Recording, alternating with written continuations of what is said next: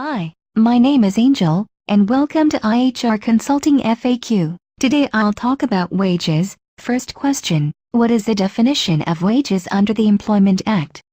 The answer is, wages means basic wages and all other payments in cash payable to an employee for work done, in respect of his contract of service, but does not include any payment by way of commission, subsistence, and other overtime payment. Second question, when should wages be paid to employees?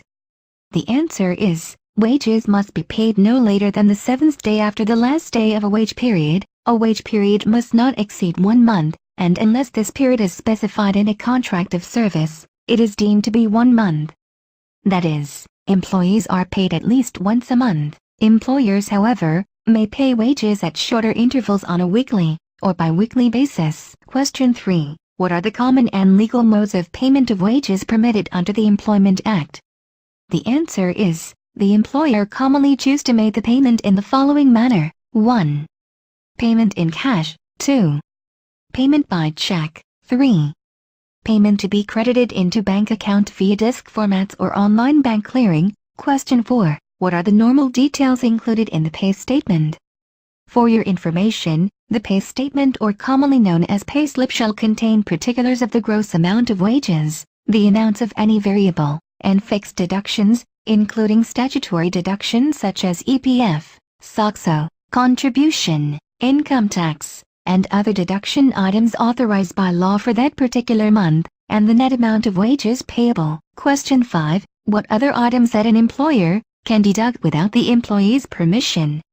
The answer is, an employer has the right to deduct the following items from an employee's wages without the employee's permission. 1. Overpayments made by mistake, during the immediate preceding 3 months from the month in which deductions are to be made. 2. Indemnity due to the employer, such as salary in lieu of notice. 3. Repayment of advances of wages provided not interest is charged on the advances. 4. EPF, SOCSO contribution, income tax, and other items authorized by any written law. Question 6. When should wages be paid in situation where an employee terminates his contract of service without giving notice? When an employee terminates his service without notice, in such situation, wages are payable not later than the 3rd day after the day when the contract is terminated. Question 7. When should wages be paid in situation where an employee is dismissed, or his contract of service is terminated by his employer?